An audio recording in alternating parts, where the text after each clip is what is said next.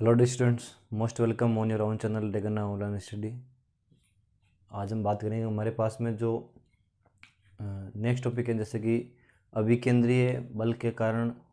या फिर आप कह सकते हो कि जैसे किसी भी पार्टिकल का जो अभिकेंद्रीय बल जो प्राप्त होता है उस पार्टिकल को किसी सर्कुलर पाथ के अंदर मोशन करने में, तो उस सर्कुलर पाथ के अंदर मोशन करने में पार्टिकल के द्वारा जो वर्क डन किया जाता है उस वर्क डन के बारे में बात करेंगे। छोटी सी चीज़ है और एक थ्योरेटिकल पोर्शन के अंदर ही है, तो आइए बात करते हैं कि उसके अकॉर्डिंग जो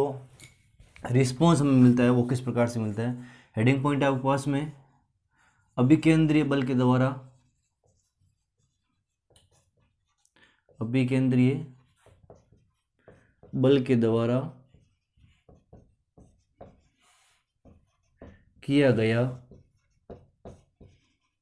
कार्य। तो अभिकेंद्रीय बल के द्वारा जो कार्य किया जाता है उस कार्य का मान हमेशा ही ज़ीरो होता है, क्योंकि हमारे पास में जो अभिकेंद्रीय बल जो चीज़ प्राप्त होती है वो एक तरह से आप कह सकते हो सेंट्रीपिटल फोर्स के अंदर, कहने का मतलब है कि जो पार्टिकल होता है वो एक सर्कुलर पाथ के अंदर मोशन करता है। और अगर कोई भी पार्टिकल सर्कुलर पाथ के अंदर मोशन करता है तो आपको पता है कि जिस स्थान से वो चलना प्रारंभ करता है उसी स्थान पर वो मोशन करके वापस आ जाता है, तो टोटल जो उसका डिस्प्लेसमेंट होता है वो शून्य हो जाता है। ठीक है, तो आप कह सकते हो कि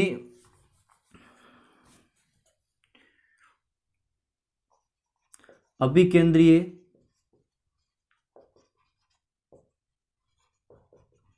बल के अधीन वस्तु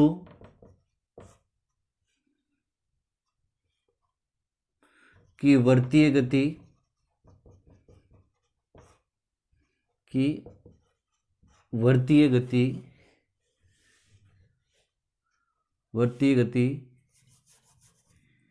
के अंतर्गत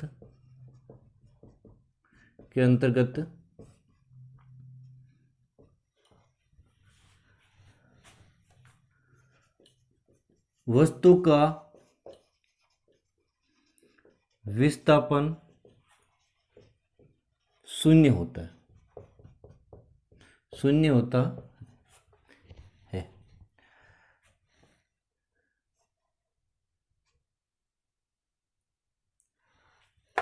विस्थापन शून्य होता है, और आप कह सकते हो कि विस्थापन शून्य होता है इसके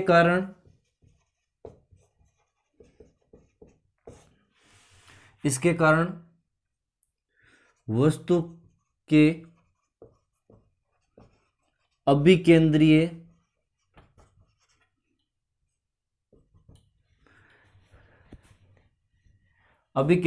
बल का मान भी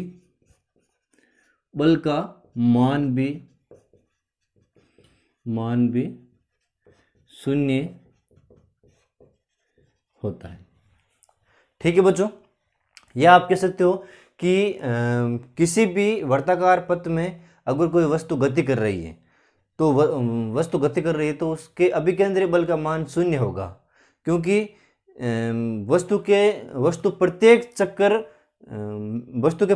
में विस्थापन जो हो जाएगा उसका शून्य होगा इस कारण से। और आप कह सकते हो कि इसी प्रकार से वस्तु का जो अभिकेंद्रीय बल का मान है वो भी शून्य होता है, और अभिकेंद्रीय बल जो होता है वो सदैव उसके विस्थापन के अभिकेंद्रीय बल का जो मान है किसी भी पार्टिकल के अभिकेंद्रीय बल का जो मान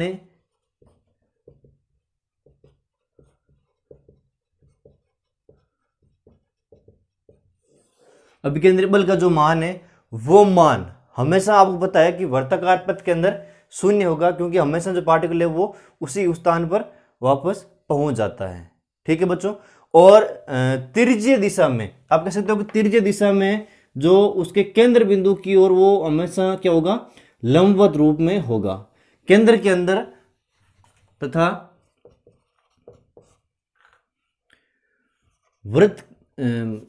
वर्ताकार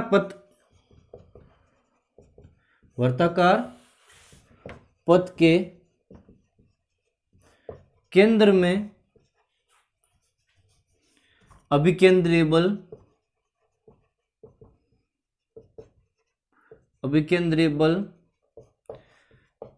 त्रिज्या के लंबवत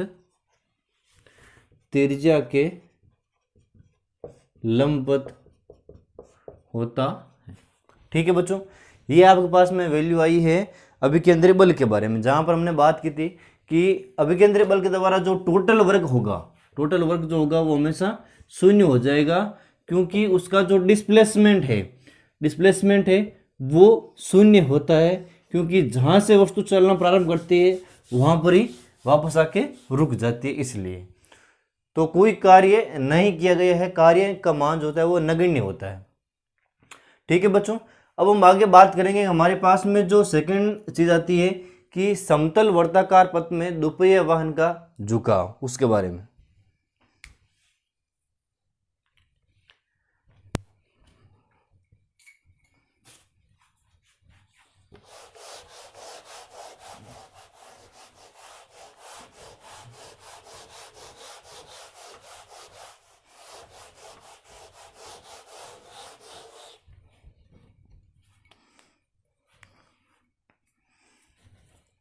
हेडिंग पॉइंट आपके पास में अगला, समतल वर्ताकार पथ में दोपहिया वाहन का झुकाव। अब ये जो झुकाव कंडीशन है उसको हम फॉलो करेंगे, और इस झुकाव कंडीशन के बारे में एक चीज ये है कि हमेशा देखिए, आपको इसको डायग्राम में थोड़ा समझना होगा कि किसी भी करवट युक्त या मोड़ युक्त जो रास्ता होगा, उस रास्ते पर माना कि आप कह सकते हो कि ये कंप्लीट जो प्रोसेस है वो एक तरह का पूरा एक सर्कुलर पाथ है। इस तरीके से कंप्लीट एक सर्कुलर पाथ के रूप में ये चीज अवेलेबल है। तो माना कि हमारे पास में जो व्हीकल है वो यहां पर स्टेब्लिश है। ठीक है बच्चों, तो इस व्हीकल का अभिलंब प्रतिक्रिया बल का जो मान हो जाएगा वो तो जाएगा आर, और उसका भार जो हो जाएगा वो जाएगा mg संतुलित। अब आप कह सकते हो हमेशा कि इसका जो ऊर्ध्वाधर घटक है, या आप कह सकते हो क्षैतिज जो घटक है उसका मान हो जाएगा r sin थीटा, और इस वस्तु के परिणामी का जो मान हो जाएगा वो जाएगा r का मान। देने फिर आप कह सकते हो कि इसके जो ऊर्ध्वाधर घटक है उसका मान हो जाएगा r cos थीटा के रूप में। ठीक है, तो इसके लिए जो थ्योरेटिकल चीज आएगी वो जाएगी आपके पास में कि देखो, हमेशा ही भार का जो मान है, भार के अकॉर्डिंग ही इसके पास में जो क्षैतिज घटक है उसकी वैल्यू जाएगी आर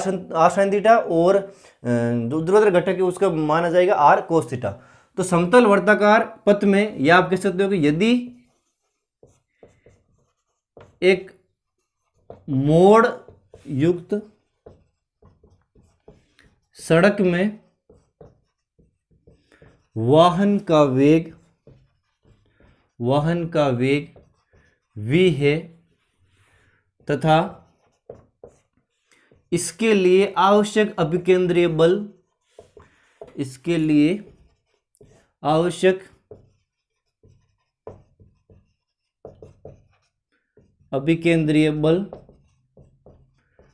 mv² अपॉन r है, तो यदि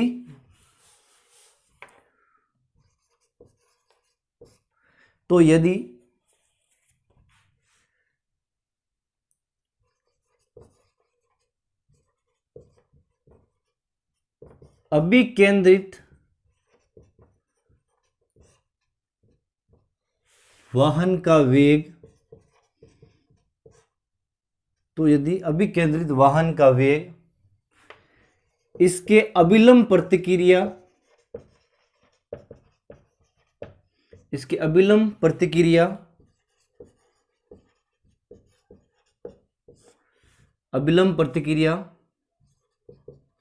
बल के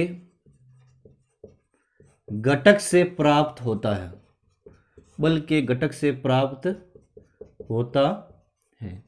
ठीक है बच्चों, किस प्रकार से कि देखिए, हमेशा हमारे पास में जो एक चीज आप कह सकते हो कि जो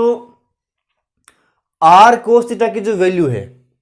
आर कोस थीटा की जो वैल्यू है वो तो संतुलित हो जाएगी, आर कोस थीटा की जो वैल्यू है वो संतुलित हो जाएगी एम जी से, और यह आपके पास में हो गया समीकरण 1। और अभिलंब प्रतिक्रिया बल का जो मान है M V square upon R जो संतुलित हो जाएगा वो जाएगा इसके 37 घटक से आर साइन थीटा। ठीक है बच्चों, तो आप कह सकते हो कि समीकरण 2 बटा समीकरण 1। ठीक है, तो देखिए आर साइन थीटा बटा आर कोस थीटा बराबर एम जी बटा M V square upon R. Sir यहां पर बच्चों देखिए एक आप कह सकते हो कि जो हमारे पास में आर कोस थीटा की वैल्यू है, आर कोस थीटा की वैल्यू है वो वैल्यू हमेशा ही स्टेब्लिश होगी आपके पास में। सॉरी आर कोस थीटा की जो वैल्यू है वो हमेशा स्टेब्लिश होगी M V square upon R K, M V square upon R K. बच्चों देखो यहां पर हल्की सी एक मिसप्रिंट है, M V square upon R के, और आर साइन थीटा की जो वैल्यू है वो हो जाएगी एम जी से संतुलित। तो आप कह सकते हो कि समीकरण देखिए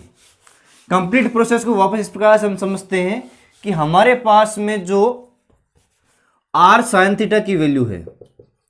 आर साइन थीटा की वैल्यू है और आर कोस थीटा की जो वैल्यू है, कंप्लीट प्रोसेस को आप इस प्रकार समझिए कि हमारे पास में जब आर साइन थीटा की वैल्यू और आर कोस थीटा की वैल्यू इस प्रकार से निकलेगी कि जैसे कि आप कह सकते हो कि M V square upon R, M V square upon R और एम जी का जो अनुपात है वो मिल करके क्या बनाता है, देखिए sorry M V square upon R और एम जी के रूप में। तो समीकरण 1 और 2, समीकरण 1 और 2 का जब हम अनुपात करेंगे या उनके रूप में हम कह सकते हो कि भाग लगाएंगे, तो इस कंडीशन में आर से आर कैंसिल आउट हो जाएंगे और एम से एम कैंसिल आउट हो जाएंगे, तो टेन थीटा की जो वैल्यू है वो बच जाएगी आपके पास में V square upon R ji.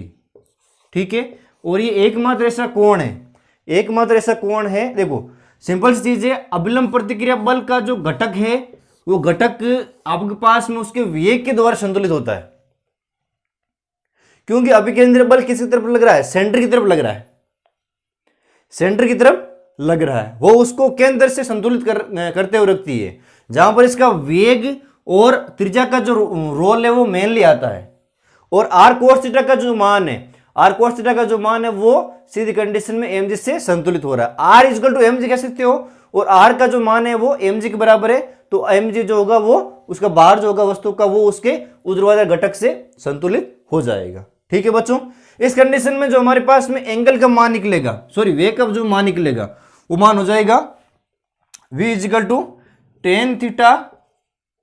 Are G और अंडर रूट के रूप में। ठीक है बच्चों, एंगल का भी हमारे पास मान निकल जाएगा और वेग का भी मान निकल जाएगा, और त्रिज्या और ग्रेविटेशनल पोर्शन जो है होगा, ग्रेविटेशनल पोर्शन के हालांकि आपके पास में वैल्यू जो है वो दी हुई रहेगी। ठीक है बच्चों, तो वेग त्रिज्या और कोण ये चीज जो होगी आपके पास में वो अलग अलग रूप में आपके पास में निकल कर प्राप्त हो जाएगी। ठीक है बच्चों, तो दोपहिया वाहन के हमारे पास में जो झुकाव का कोण होगा उसका भी मान प्राप्त कर लिया।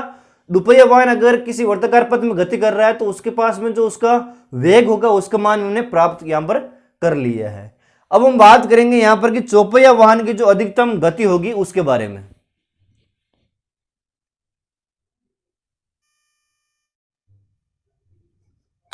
ठीक है बच्चों, तो इस चीज को आप स्क्रीनशॉट के माध्यम से नोट कर सकते हो कंप्लीट डेरिवेशन को। अब आगे हम बात करेंगे हमारे पास में कि करवट युक्त सड़क में, सॉरी समतल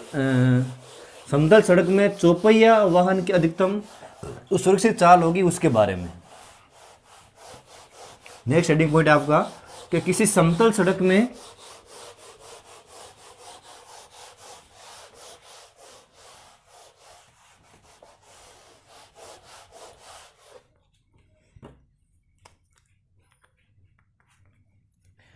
किसी समतल सड़क में वाहन की या चौपहिया वाहन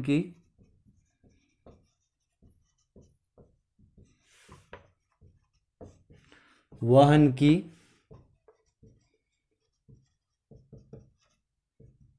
अधिकतम सुरक्षित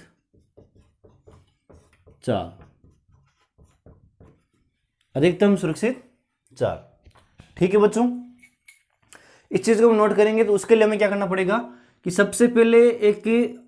वर्ताकार पथ हमें बनाना पड़ेगा।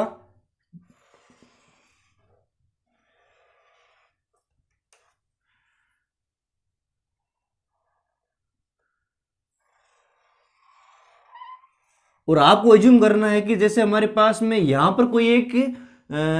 इस कंडीशन में इस वो जो व्हीकल होगा वो समतल होगा, वो उसके लिए अभिकेंद्री बल या झुकाव की जैसी कंडीशन जो होगी वो नहीं होगी। तो उसके लिए माना कि हमारे पास में अभी जो कंडीशन में व्हीकल जो है वो इस पोजीशन पर अवेलेबल है, तो उसके लिए अभिलंब प्रतिक्रिया बल आर हो जाएगा और mg हो जाएगा भार उसका। अब इस अभिलंब प्रतिक्रिया बल के लिए हमारे पास में जो ऑल ओवर उसके लिए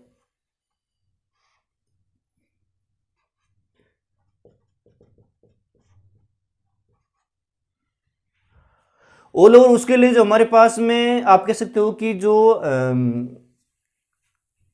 भार की जो अवस्था होगी, भार की जो अवस्था होगी वो अवस्था आपके पास में उसके लिए अभिलंब प्रतिक्रिया बल और घर्षण बल के द्वारा उसको हमारे पास उसकी जो वैल्यू होगी वे का जो उसका मान होगा वो हमें प्राप्त होगा। ठीक है बच्चों, तो देखिए किस प्रकार से आप कह सकते हो कि चौपहिया वाहन की अधिकतम सुरक्षित चाल, चौपहिया वाहन की अधिकतम सुरक्षित चाल, चौपहिया वाहन की अधिकतम सुरक्षित चाल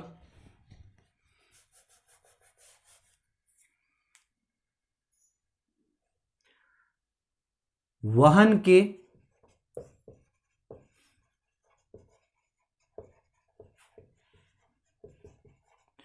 अभिकेंद्रीय बल वे घर्षण बल के कारण प्राप्त होगी या घर्षण बल से संतुलित होगी।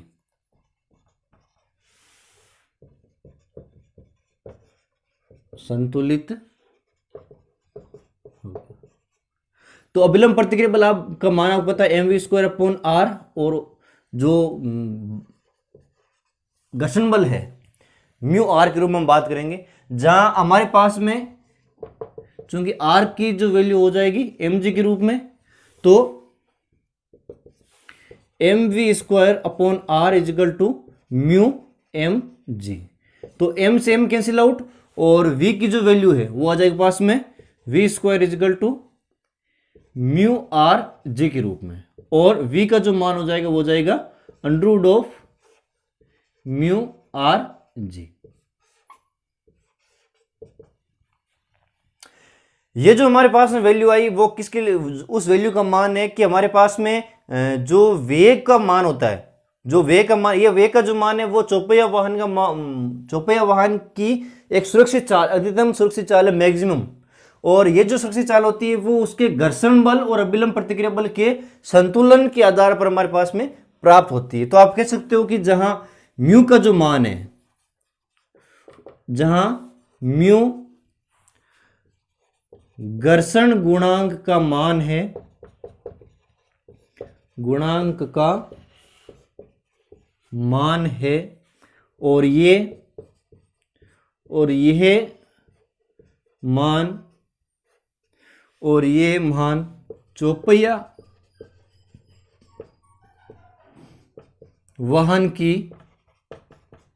चौपहिया वाहन की अधिकतम सुरक्षित चाल है। अर्थात यदि कोई वस्तु या यदि कोई वाहन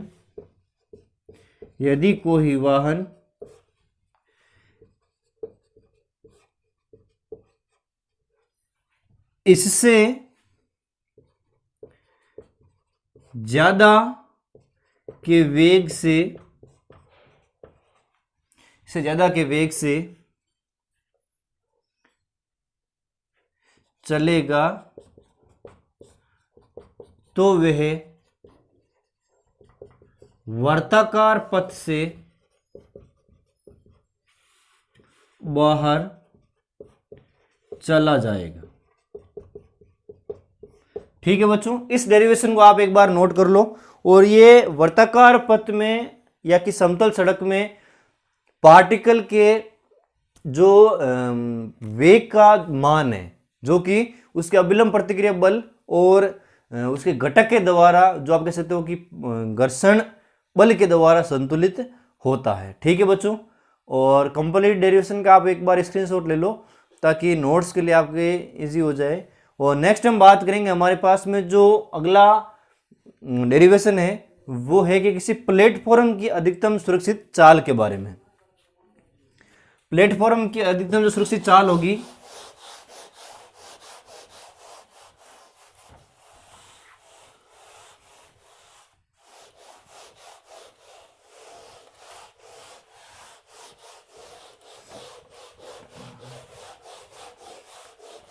प्लेटफॉर्म आप कह सकते हो जैसे कि कोई भी तख्ती वगैरह जो होती है, कोई भी तख्ती वगैरह जो होती है, जैसे कि हमारे पास में ये कोई तख्ती है, तो उस तख्ती की जो जैसे कि माना कि इसके आर पार कोई एक तार है, आर पार इसकी कोई तार है, तो अगर हम इसको घुमाते हैं तो घूर्णन गति को प्राप्त कर लेती है। और इस घूर्णन गति में उस प्लेटफॉर्म की अधिकतम सुरक्षित चाल कितनी होती है, चाल माने वेलोसिटी वगैरह, तो उसकी वैल्यू कितनी होती है उसके बारे में बात करेंगे। तो जैसे कि आप बात कह सकते हो कि किसी प्लेटफॉर्म की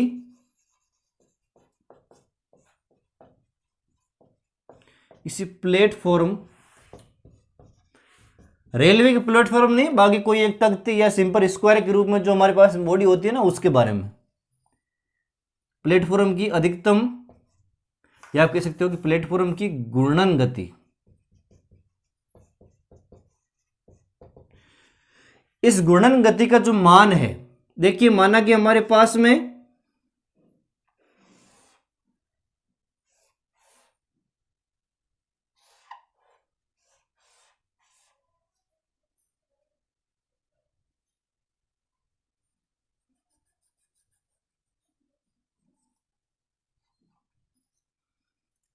ठीक है बच्चों, अगर इस पार्टिकल को, इस प्लेटफॉर्म को घुमाते हैं तो इस प्रकार से ये घूर्णन गति को प्राप्त कर लेता है। और इस घूर्णन गति को प्राप्त करने पर इसके पास में, हमारे पास में जो वेलोसिटी का मान हो जाएगा एक सर्कुलर वेलोसिटी का, आप कह सकते हो कि omega equal to V upon R होता है। ठीक है बच्चों, इसी प्रकार ये आपका क्या है, कोणीय वेग है। तो कोणीय वेग और उसके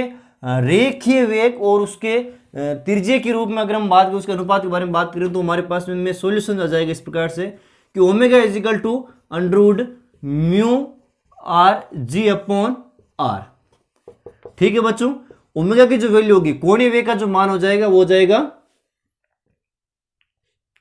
अब देखिए, under root mu G upon under root R के रूप में। तो ये किसका मान है, ये है कोणीय वेग का मान। ठीक है बच्चों, इस प्रकार से जो वैल्यू होती है वो प्राप्त होती है हमारे पास में। अब ये जो वैल्यू है आप कह सकते हो कि, अब देखो v का हमारे पास वैल्यू मैंने प्राप्त की थी चौपहिया वाहन के अधिकतम सुरक्षित चाल के बारे में, और ये जो वैल्यू है वो हमने यहां पर रख दी वैल्यू पुट, जैसे कि आप कह सकते हो कि चूंकि v equal to under root mu R G के रूप में, और जब वैल्यू हम रखते हैं तो हमारे पास में हाफ अंडरवुड से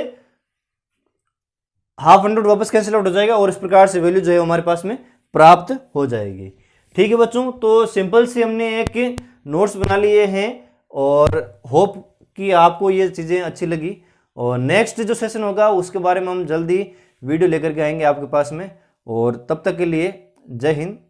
जय भारत।